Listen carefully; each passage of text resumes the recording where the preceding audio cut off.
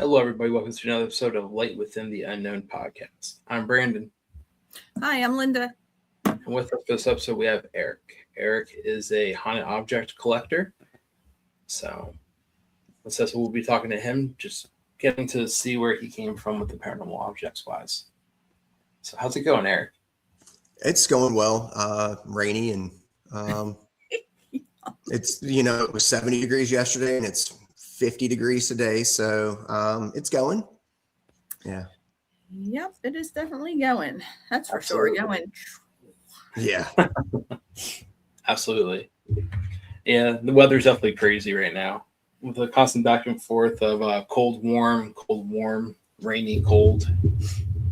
Yeah, I was really hoping that we were going to stay in the 70s, and no. So then it's this week's going to jump back into the 60s, I believe it is, and dry, and then next weekend the rain comes in again. So I'm like, typical New Jersey. It's a good time. So yeah, we're right over across the bridge, so yeah, I feel your pain. Yeah, our weather's kind of the same. Gotta love it. So you are the Iron Gate Home for Haunted Relics. Yeah, it's a long title, right? So it was really, so Iron Gate for short, got started because I needed something to focus my time, right? Last year, my wife had a severe medical condition. And then when she was released from the hospital, I needed to do something as she was healing, I needed to do something to kind of bide my time. I've been collecting items since post-COVID, probably the 2020, 2021 timeframe, I think is when we could all start going back in places, but investigating wasn't a thing. So I started collecting, and then last year around December, the thought really came up, and then January of this year is when I actually launched. So I am the owner or whatever of the Iron Gate Home for Haunted Relics. It's a really long title. No worries. So is mine, and people can't spell mine. But yeah, I thought your Facebook page was fairly new, but I figured you've been in the field for longer.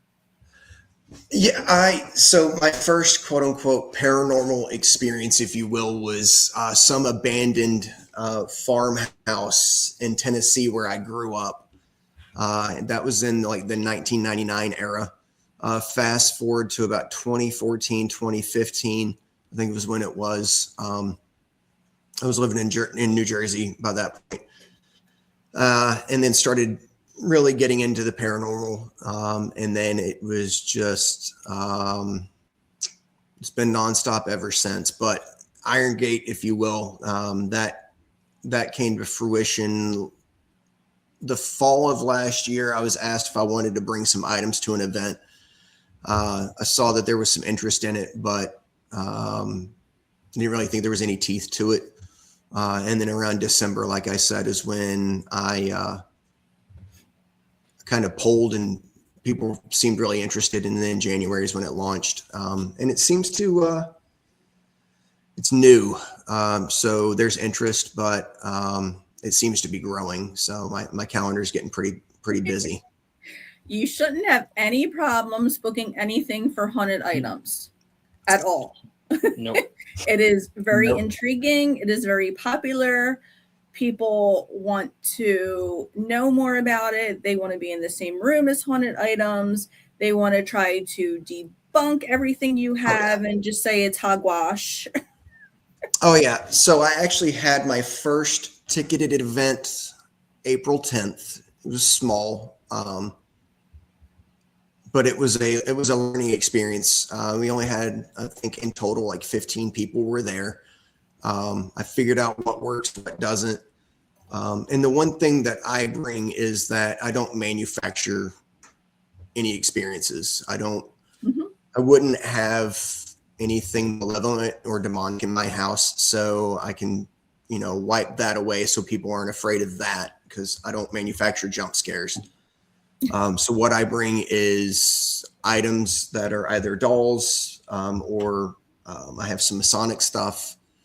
I have stuff from funeral homes, but I give people the opportunity to sit and try and make contact with the unknown without the worry of, I don't know, possession or any of the scary buzzwords that, people freak out about. So, I know this is going to sound so for your. So when you get like a object or an item, how are you able to confirm that is, let's say, haunted or has an attachment to it? Like, does somebody like say, "Hey, this is haunted. Can you please take it from me?" Or like, do some people ask you to like verify that it's haunted before you take it, or how does that go? So I work off of a lot of referrals, actually. I had gone out to one place, asked if they were offloading any of their items, and they told me no. When I came home, somebody across the United States had messaged me and was like, "Hey, I have these items. I know so-and-so." So I reached out to my contact and they verified that the people were, reliable and trustworthy. So we discussed what they were. It was a group of 7 dolls, 4 of which were not good, if you will, and then 3 that were okay.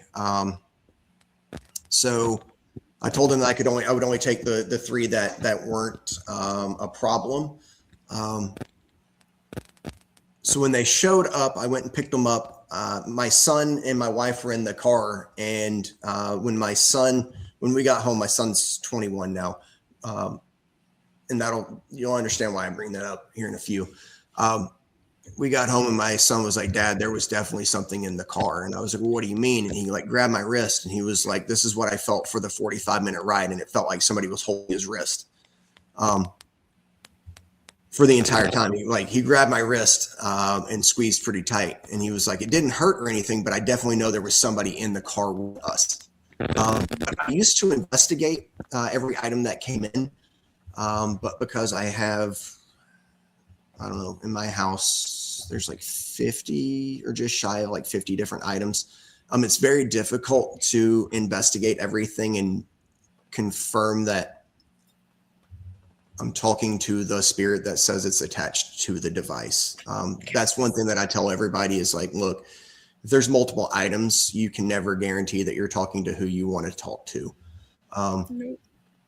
But I have reputable sources from where I get the stuff from. My wife would not be happy if she heard me say this, but she's kind of sensitive to stuff. So we walked through an antique store and she kind of shuddered, and I stopped and I was like, "Oh, what's up?" And she said, "There's something on that wall and I don't like it." And I was like, "Well, we need to figure out what that is." And it was portraits, as a matter of fact. And I started taking them one by one off of this wall. And it was this one photo of this gentleman. She didn't say it. It made her feel uneasy. And we went one by one until I handed it to her and she gave it back to me and was like, "Yeah, I don't want that." And it's now in my cabinet, but that's beside the point. Does your wife know it's in the cabinet? Oh yeah, 100%. She wasn't, she wasn't mad, but it was more of a, like, "Really, Eric?" And I said, "Yeah, I love you." So, so when I started collecting, there was a standing rule of no dolls and no Ouija boards. That kind of stopped after we went to Salem and I brought a board home. And then that Christmas I got 2 Raggedy Ann dolls, and then it's just ballooned from there. So I digress. I apologize. I steered way off course on your question. No, you're good. You're good. No, you're good. You're good. So, but yeah, I get items through, they're sourced through reputable people.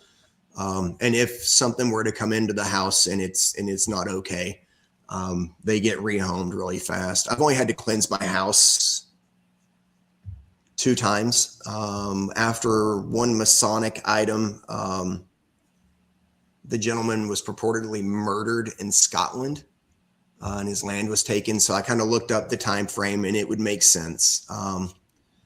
I brought that item in, and there's some dream manipulation. It was weird. So I cleansed the house, and it was quiet after that. And then when I brought the Ouija board in, I had to cleanse the house because something freaked my wife out. But I don't think there's anything specifically attached to the board. I think it's just a doorway that's now in our home. So things will randomly come through. So it's a good time. Well, especially if your wife is a sensitive, that's kind of like almost like an automatic open doorway. Yeah. Well, so with the board, weird things, activity in my house spikes when I talk about taking items places, or like with the board, I was taking it to a location and we were going to use it there. A few days prior, I walked downstairs to go make sure the front door was locked before we were going to bed. And I was whistling. I walked by where all of the items used to be at, which was in our parlor next to our dining room. And I was whistling, and you ever get that feeling like somebody's staring at you, like you're in the wrong place at the wrong time? Mm-hmm. So that's what I felt. And then, so fast forward a few days, took the board, used it at a haunted location, and I came home and my wife was laying in bed, and I opened the bedroom door, and her first response was, "You need to cleanse the house tomorrow." And I was asked why, and she said, she asked me if I remembered the feeling that I got by the front door, and I said, yeah. And she said, well, I was brushing my teeth in the bathroom, and I felt somebody standing behind me, like looking down at me. And she said when she leaned up, like from like washing the toothbrush off, she turned around and looked, and there was nobody there. But like she was like, yeah, cleanse the house.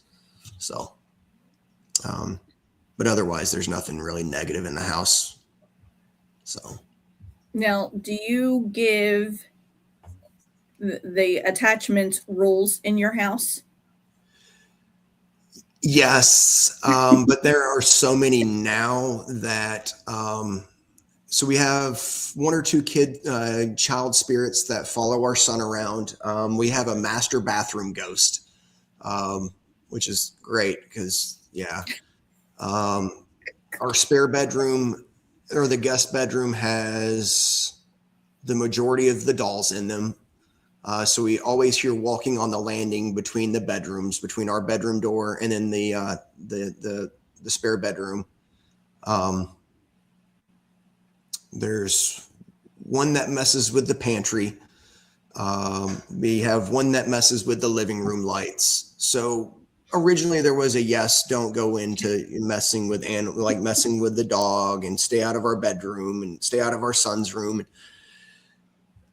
Because they're not malevolent, it's very difficult to be like, hey, you can't do this, because I'll hear them walk in our bedroom, or I'll hear the one in the bathroom. He'll move. I think it's a he, I don't know. We'll move stuff in the bathroom at night. He'll come out of the bathroom and walk around the bedroom. The one or two that follow our son around. So there were rules. And I think there's so many now that it's kind of like herding cats. Mm-hmm. Yeah. But they're not bad. They just like to let you know that they're there. Yeah. So. Yeah, I had to do that to mine. I don't know exactly how many I have off the top of my head, but I have probably close to 50, if not more. Ooh, okay. Yeah. Most of them are dolls. Most of them are children. Okay. But then I do have other like jewelry box, gargoyles, rosary necklaces, other things. And some of them are adults. Okay. But yeah, they're not allowed in bed with me or my husband.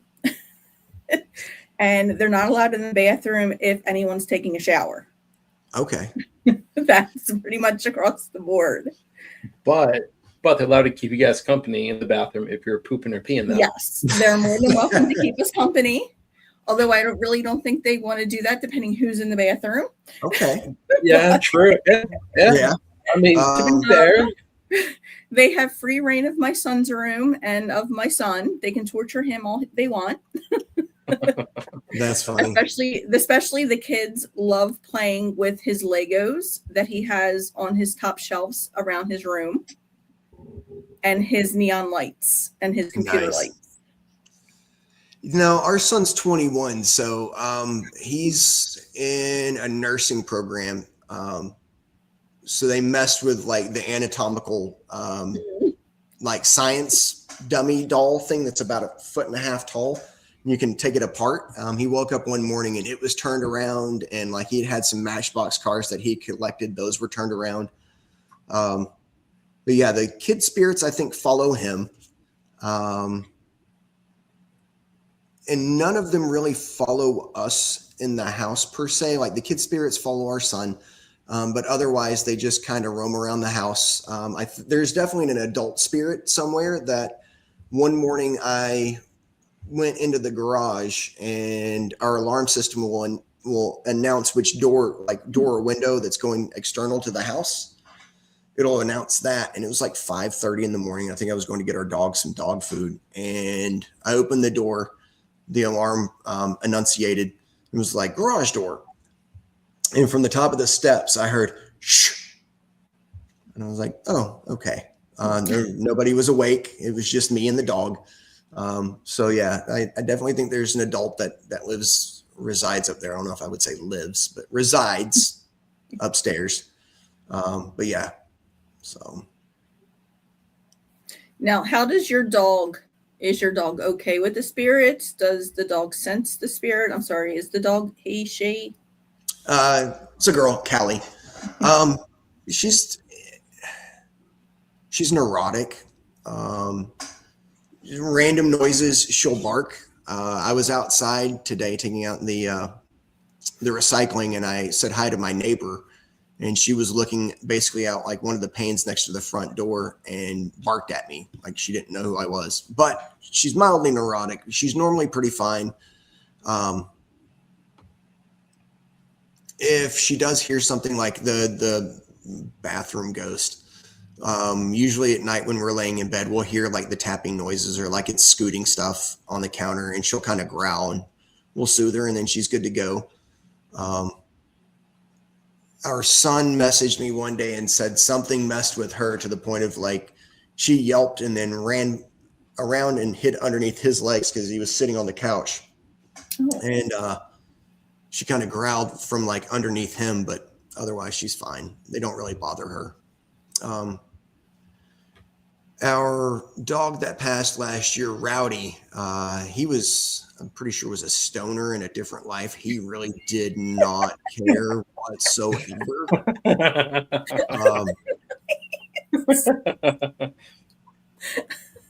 Callie, though, sometimes it bothers her, but for the most part, normally we were laying in bed. My wife was asleep one night, and she was laying across like my wife's legs, and I heard the spirit come out of the bathroom. Like I could hear it step I could hear it stepping on the tile, and then stepped onto the carpet, and she sat up and like basically tracked it from the bathroom to the center in front of our bed.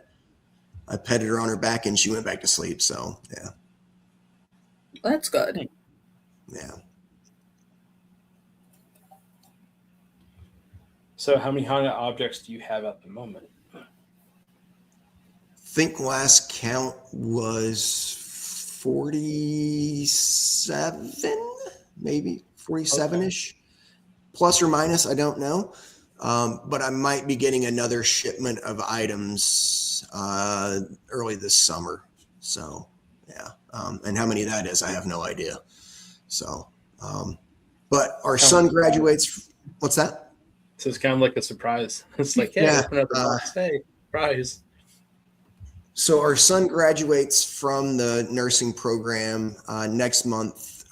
He has a date in mind of October of having a job and moved out. And I've already pre-warned him that once he moves out, his bedroom will then become my man cave and haunted location. So I've already scouted it. He's aware. I said, if you move back in, you live in the basement. It's just a thing. So, yeah. So that's happening.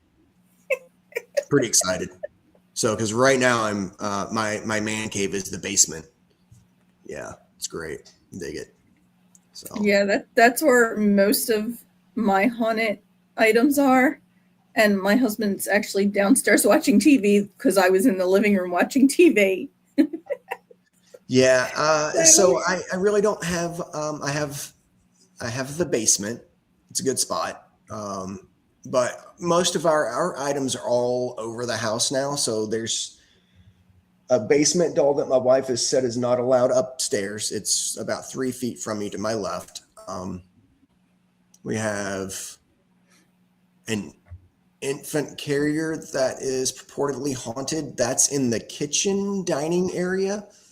And then there's a parlor area that has a bunch of items in it. And then you go upstairs, and then the spare bedroom, guest bedroom, whatever you want to call it, has a bunch of dolls in it. So I pre-warn family whenever they come to visit that, you're going to stay in the room that has a bunch of dolls. And my wife collects oddities. So we have like 2 embalming machines in there too. So yeah, they're antique, not today era. But I pre-warn people. I'm like, hey, you're going to sleep in a bedroom with items. And they usually enjoy that a lot. So we don't get a lot of guests.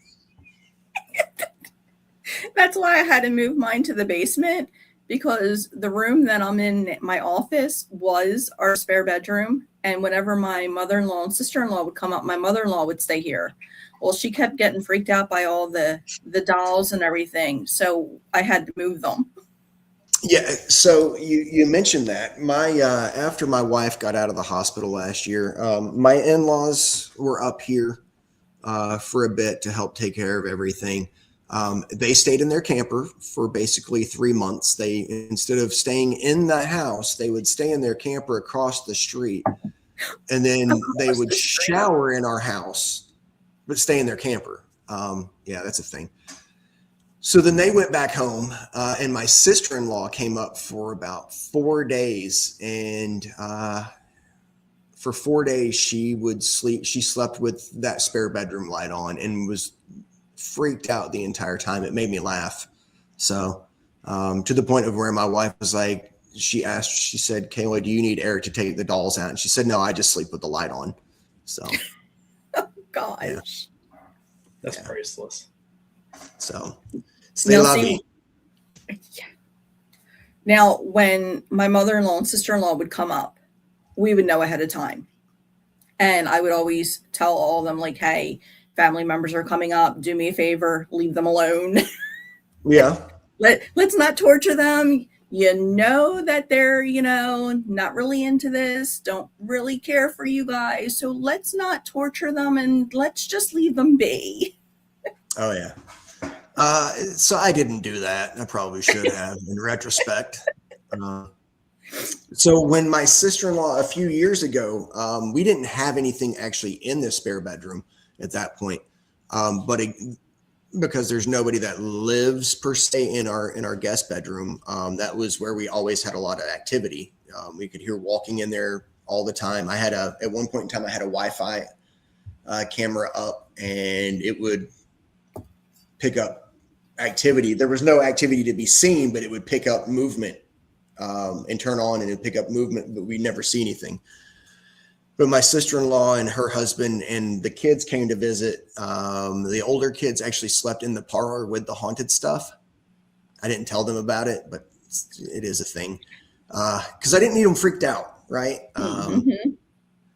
But my sister-in-law come to find out when we did talk about the items in the house, they said that one night my sister-in-law had placed her clothes at the end of the bed, and the next morning the clothes were gone.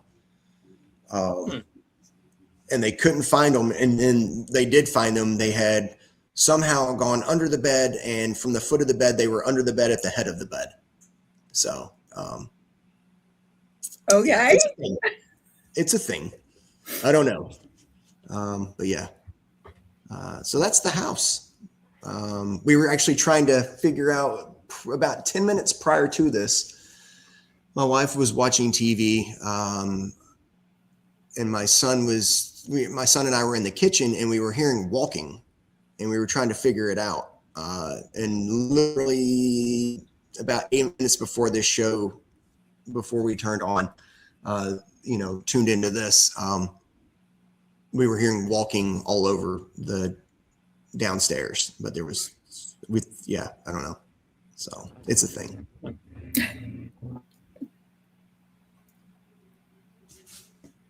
I don't know. I just live here, y'all. Yeah. Yeah.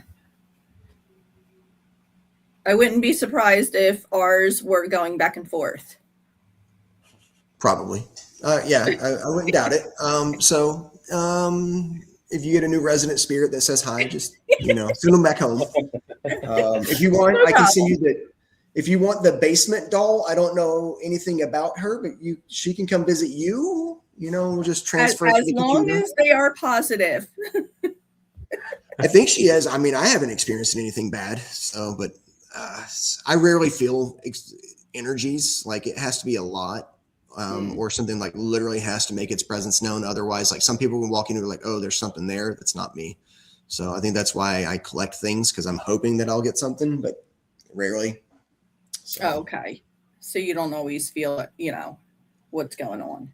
No, I have to rely on other people. I'll be like, hey, is that thing like, do you guys feel anything? And they're like, yeah. And I'm like, okay, because I don't. But I rely on my wife. Usually I'm like, hey, sweetheart, touch this. And if she says no, I'm like, we should buy that then.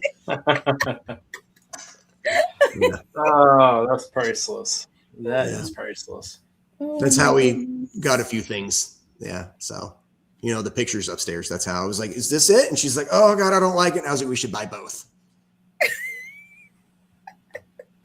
Oh man. Yeah. I think my husband would kill me if I bring anything else into this house.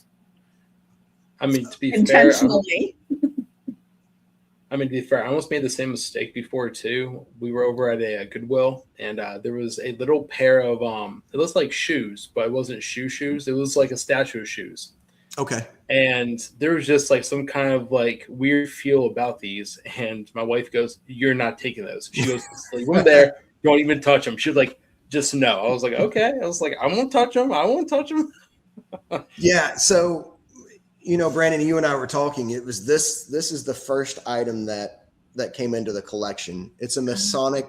Oh, wait, got to get in there. Let's see here. There it is. It's a Masonic chalice. It's called a loving cup. This was like the only item that I was like, oh, I want that. And then I had to talk Leanne into it. I was like, hey, so there's this item and it's purportedly haunted. And she's like, okay. And I was like, I think we should get it. It was a hard sell, but I did it because that whole post-COVID, you couldn't go places, and so I was like, if I can't go places, why not bring the place home? And I didn't think it was really going to go anywhere, but so here I am now with items, and Linda, kind of like you have the items, and it's like, well, they're here now, and now they're just a part of the fabric of the home. They kind of roam and do what they want. It was really cool whenever I worked from home because like they were obnoxious. Like I couldn't take a nap because I was working. So why would I take a nap during work? Exactly. But let's say I decided to study the inside of my eyelids, they would wake me up.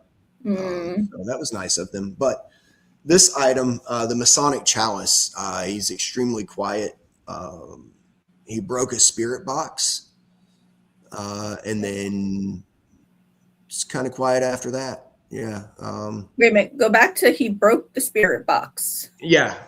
So when I first got into this, first item that ever came home. So I put it on the dining room table because it seemed like the most empty space, because there's a table and chairs in the dining room with some like bookshelves, right?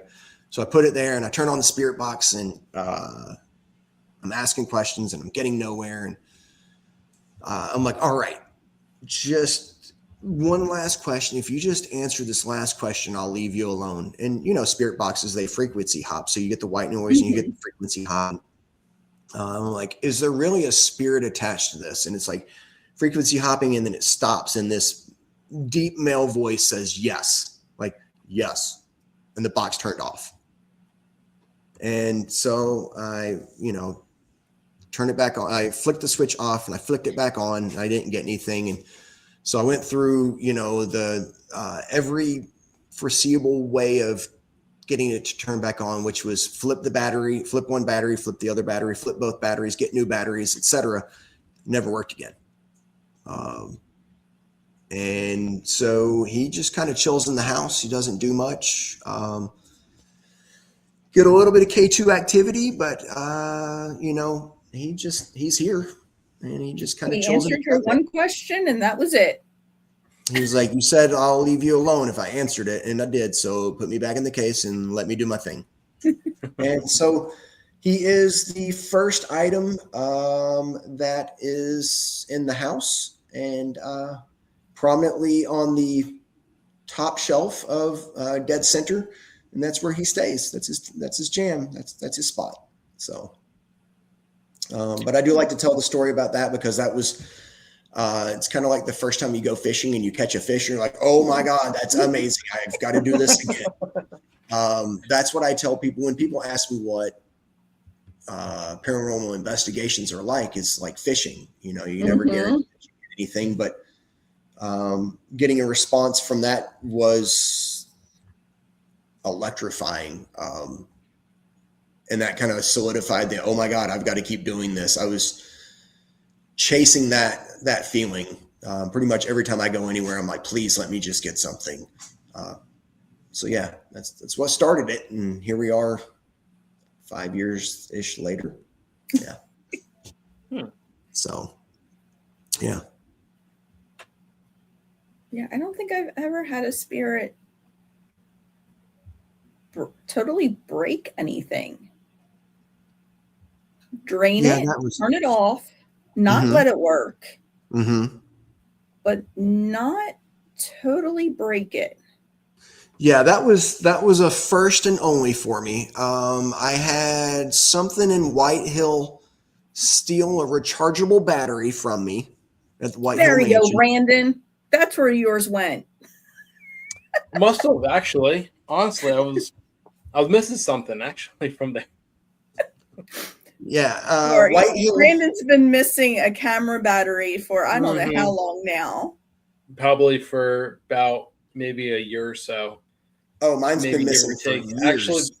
Actually, probably longer than that. It might have been probably about 2 years now because when I noticed it was like in 2024 at some point, and I was like, yeah, I'm just going to buy more batteries now. I was like, whoever stole it. And I'm like, I don't know where the heck you went to. Yeah, so it was my first. This was years ago now. I don't remember, but my wife had signed us up. She doesn't really get down with the paranormal stuff. Like she's like, yeah, it's a thing. She likes history. So we went to White Hill and it was a public investigation. I didn't really know really anything about what I was doing. I was just some random dude walking around with a backpack full of crap, like asking questions in dark rooms. And, if you guys been to White Hill? Yeah. Yes. Okay. So, the big staircase. Yes. So I was coming down and coming back to the main floor, and my bag just magically unzipped and everything poured out. And there's no feasible way for it to have unzipped that way, but it did.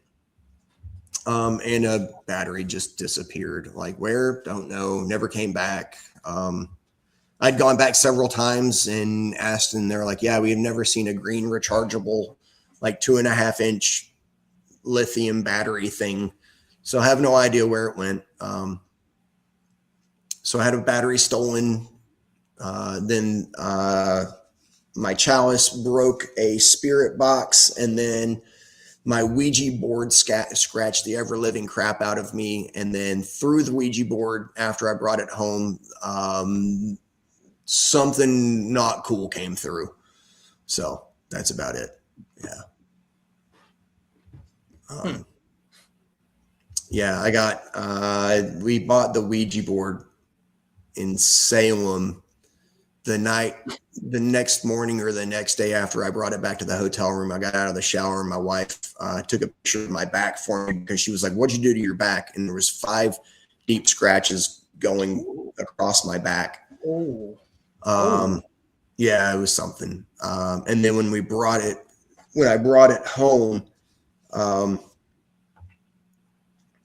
the first night, I remember looking in, it was in my dream, but I was laying in my bed and I looked up and there was a dead woman standing over me, and like the way I know she was dead was that her skin was literally falling off, and she was Ew. looking down at me. And then the next night she was at the foot of the bed and climbed onto the bed and then like pushed her face against mine, like to where I could feel her eyelashes. So I cleansed the house. It was a thing. So Yeah. I would have done the same thing at that point, or I would be like, "Hey, can somebody please cleanse this like heavily for me?" Because I would not want to experience that again. that was something. So it was a good time. Yeah, but that's why I said I don't think there's anything negative in the house, but I think the board just like when that door wants to open, it's like, "Hey, guess who's here? Ha, Satan!" And then it's a thing. So yeah. Oh, I didn't hear a growl, Brandon. Just want to make sure because she's over here growling and everything else, and I'm trying to mute it out, so wasn't sure if it came through. Oh, I didn't hear a growl, No, but I was I just didn't hear a talking growl. nonstop. So,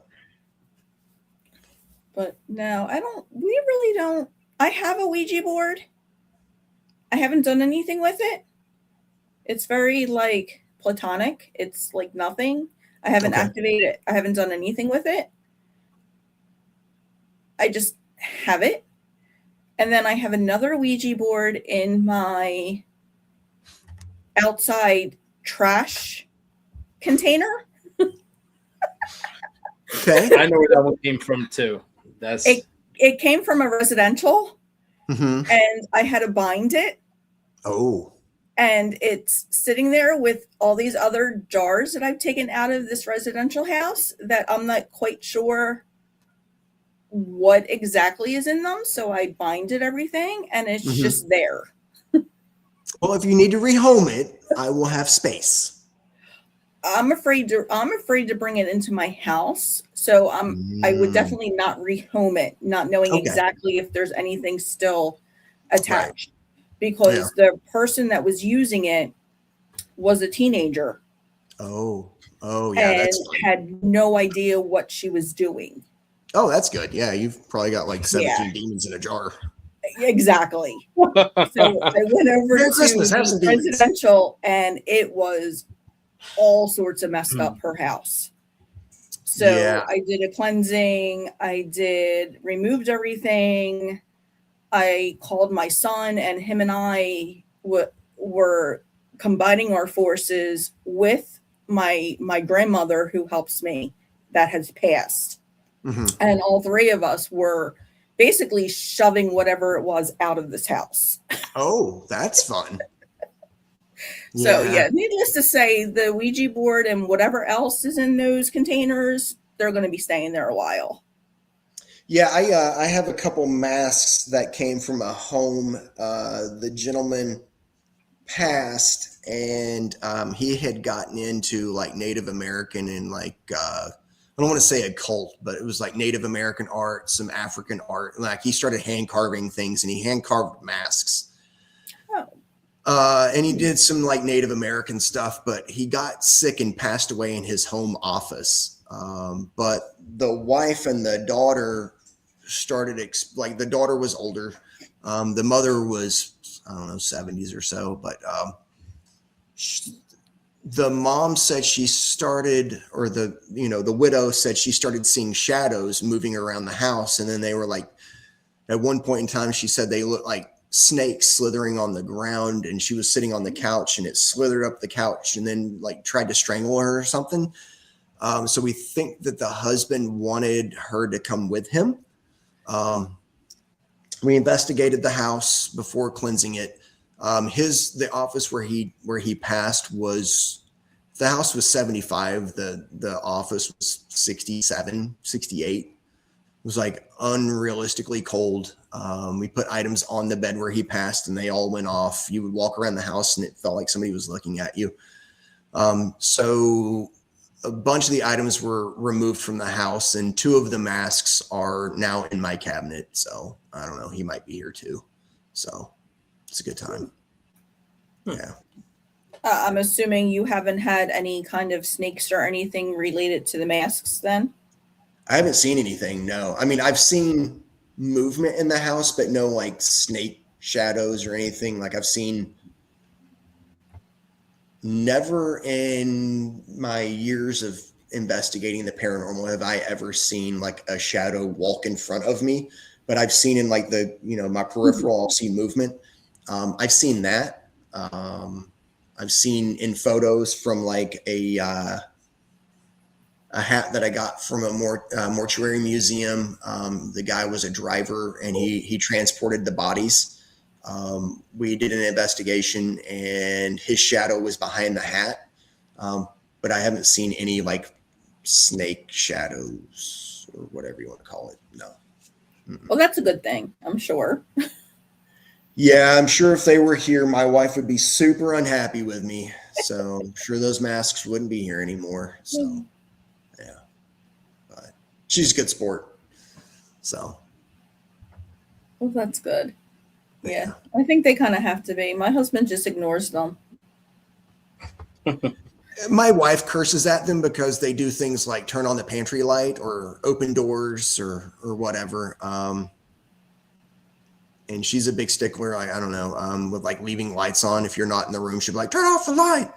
And then so they do things like that, and it just aggravates her because it makes me laugh. And I'm like, hey guys, knock that off. But she'll like open the pantry, grab something out of it, close the pantry door, open the pantry door up again, and the light's on. She's like, stop it. It's a good time. I don't know. Yeah. At least it's like, it's all kind of good fun / sense of humorous, type of stuff. It's nothing evil or nothing malevolent. So. No. If I brought any of that stuff into the house, I'm pretty sure that I would no longer be walking around with a pulse. She'd be super unhappy. Yeah. Yeah. Really unhappy about that. So do you do anything prior to them coming in? I mean, like, I know you said that you have like another shipment of haunted objects coming up to you. Like, do you keep them somewhere before you bring them into the house, or do you just kind of bring the box in and and if there's anything, let's say, out of the ordinary that's not good, do you like pick up on that beforehand, or does your wife pick up on that beforehand and let you know, or how does that go when you're just getting like a box of stuff sent to you?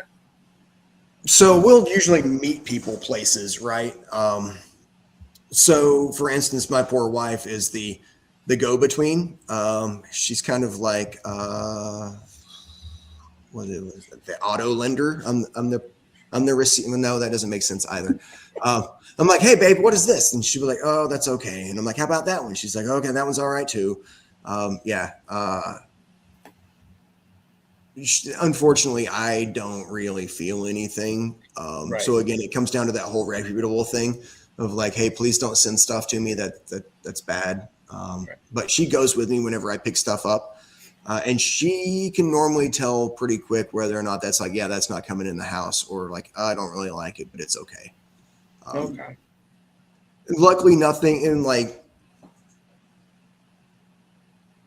it wouldn't bother me if things were scary because they don't really bother me any.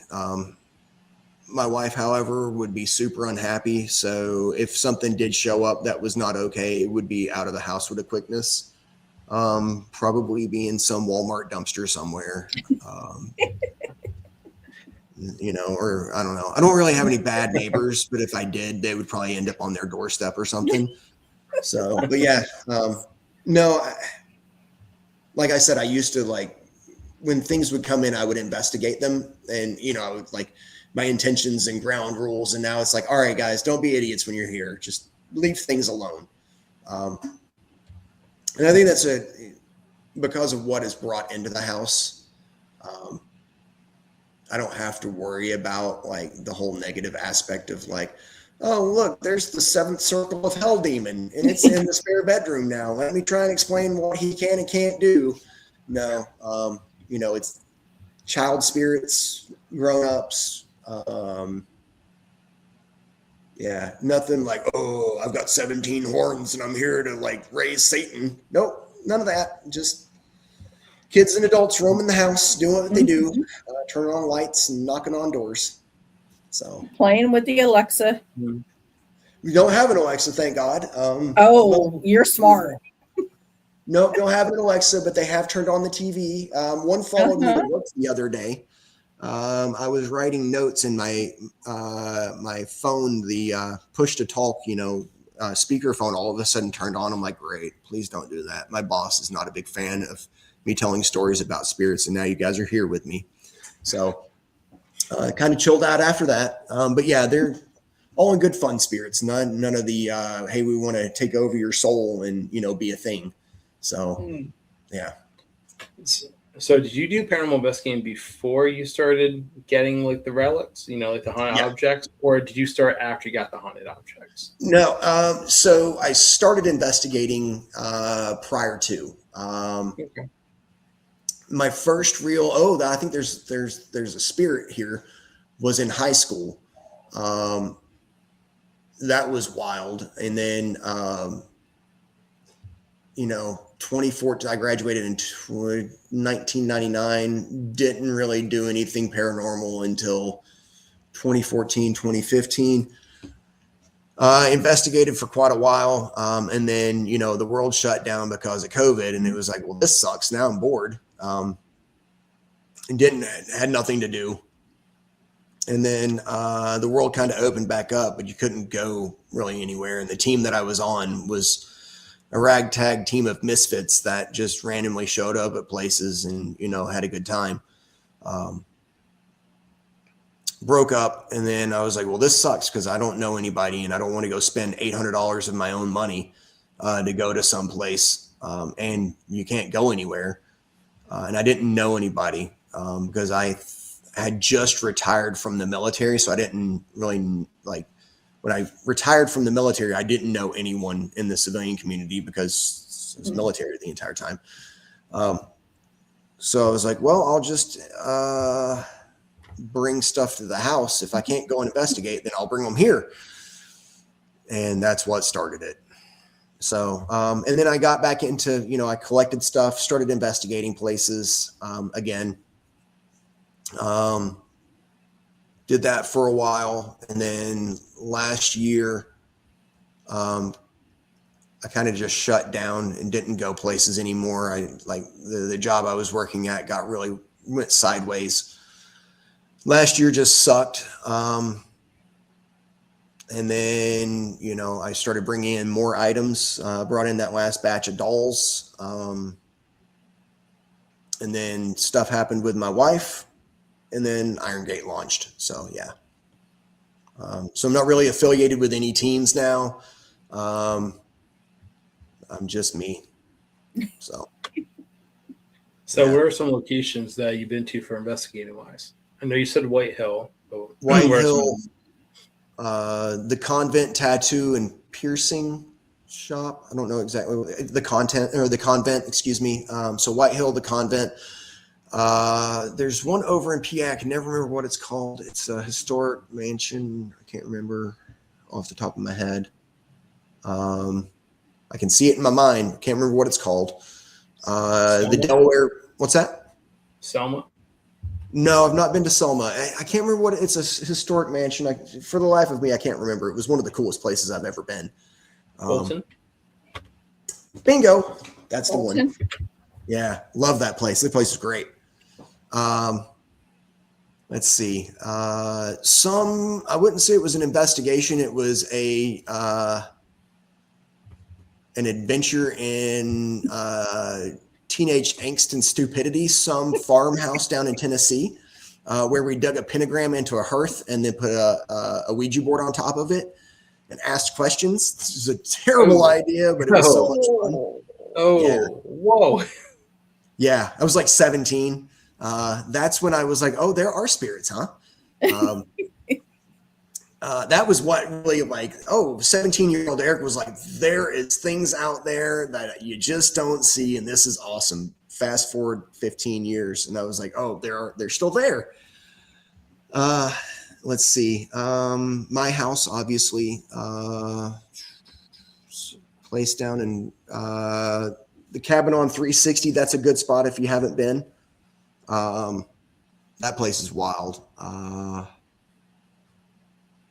New Egypt Historical Society Museum, also a good one. I was trying to get into that place, but the person never called me back yet.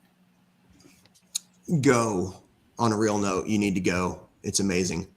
That place has so much haunted stuff in it. Like, there's so many spirits. It's phenomenal. Like, it's like you guys ever go fishing? Mm-hmm. All the time. You got that one spot. You're like, you know what? If I go here, I'm going to catch something. Mm-hmm. That's New Egypt, 100%. I go there and I know, like, if I go to White Hill, I'm like, it's a roll of the dice if I'm going to get something or not. I go to New Egypt. I guarantee that on one of the many floors that is in that place, something is going to say hi. Let's see, someplace down in Virginia. Was it Virginia? It was Virginia. Some mansion there. I didn't get anything from that one. I'm trying to think of other places. Pennhurst, because everybody goes to Pennhurst, because that's what they do. I went because it was an invite. It's large. There's other places I don't remember. But New Egypt, Linda, you've got to go there. Like, you've got to get there. It's Yeah, phenomenal. I reached out to them and they gave me the contact person's name and I called and I never got anything back. So I'll have to try to reach out again and just tell them, hey, give me another contact person. Yeah, New Egypt is a great place. It has so much activity. It's like, oh, yep, didn't get anything on this floor. Let me go to that floor. Yeah, it's to the point of like legitimate, like you could call, or I've called and things have like happened. Like out of crawl spaces or like hallways. I'll be like, hey, just come out here. And I had a REM pod sitting there and you could hear like walking come from the hallway and then the REM pod would go off. It was phenomenal. Like, love that place. Oh, wow. So, yeah. Yeah, I wonder, I'll have to reach out to them and make sure this is still Mike Castro. Mm-hmm. They said handles all of their paranormal events. And I did reach out to him. This was back in October. I reached out to them. Okay. So I'll have to reach out to them again because I never heard back from them. You could also go to the Haunted New Egypt Facebook page also. I think is one, or reach out to Mike Castro on his actual Facebook too. So okay. Yeah. Okay. Yeah. But if I can get a hold of somebody and book a date, I will definitely send you an invite if you're interested. I'll never turn down going. It's a great time. So love that place. Yeah. Yeah. So do you have any upcoming events? So in June, I have a Get Haunted Midwest event at Oglaze Village. It's I don't know much about the place. I was just asked if I wanted to be a part of it. So that's June. I wrote that down. June 6th is Oglaze Village. June 25th, I am doing an event at the Haunted Ritz Theater out in Haddon Township. Yeah. And then October, I have 3. I have the Rock Island Paracon out in Illinois, and then I have the Marked in Darkness convention. That's in Scranton, PA. That's October 17th. And then I'm doing another convention. It's Hexenfest. I don't remember exactly where that's at in PA. That's on Halloween. So that's as of right now. I might be doing another one. I've got to talk to one of the guys and see if they want to do something at a Masonic lodge, like August or September. So, yeah. That's Yeah, that's it as of right now. I definitely follow your page, and I knew about the event you just had on the 10th. Unfortunately, I had something on the 11th that was early morning because I don't mind driving, but for that it was a little bit too far for me because I believe that was northern Jersey. Yeah, it was the most north I've ever driven in New Jersey. I was like, oh wow, this is new. Yeah, it was you can reach across and touch New York. Yeah, it was a thing. I was like, wow, I have no idea where I'm at. This is awesome.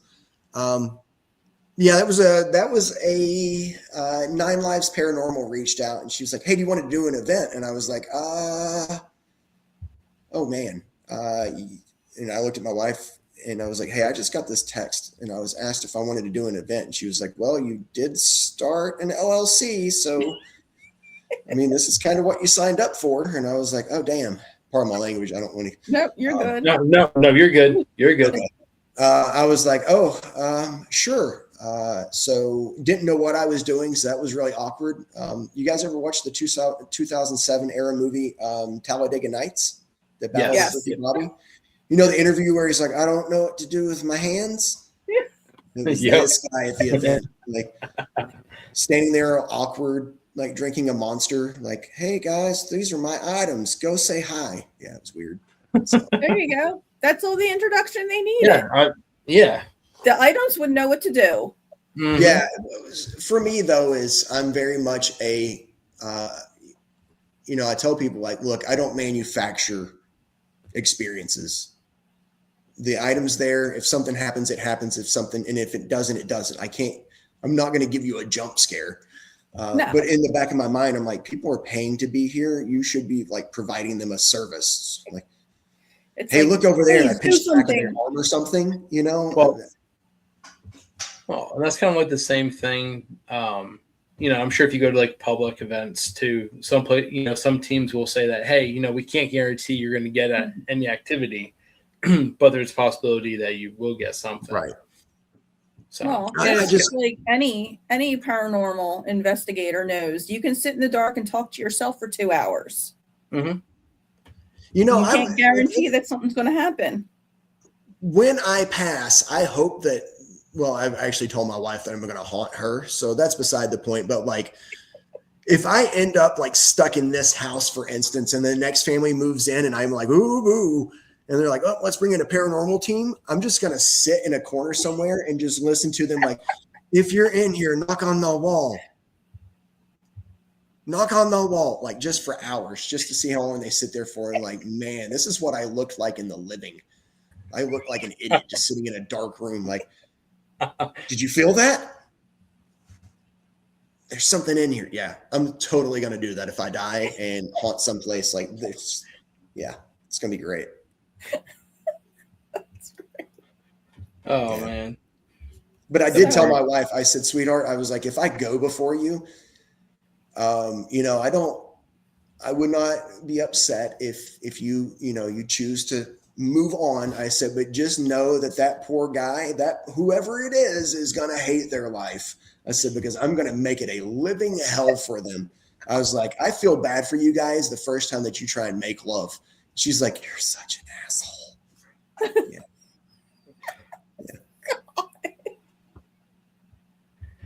Yeah. Well, at least she's already forewarned. Right. Look, I mean, she knew what she was getting into. Like, look, sweetheart, I want to bring ghosts into the house. What do you expect's going to happen when the guy that says, I want to bring ghosts into the house dies? Like, do you really, I'm not just going to like and ascend or descend. I'm going to hang out for a little bit. Yeah. Brandon, we're almost coming up on the hour mark, so I don't know if we have to cut off the actual recording. Yeah, we're gonna have to in about in a minute. Okay, I apologize for rambling. No, you're good. So I know you kind of touched base on everything that you have coming up there, event wise and everything else wise. Can you tell the listeners somewhere that they can find you to follow you, or if you're on Facebook, Instagram, TikTok? So I'm on Facebook. It's the Iron Gate Home for Haunted Relics. I'm on Instagram. I think that's Iron Gate Haunted. I am absolutely terrible at social media, so I do apologize, but that's where I'm at. And then I also have an extreme ticketing page. That link is on my Facebook as well. Sounds good. So thank you everybody for listening and or watching. If you're on YouTube, make sure you hit the subscribe button and make sure you have the notification bell going so you get notifications for when our episodes drop. If you're on Spotify or Apple, make sure you hit the follow button or subscribe, whichever one it pops up. Pretty sure it's follow for both. So you get notifications of our next episodes. Thank you guys and have a great rest of your day. Good night.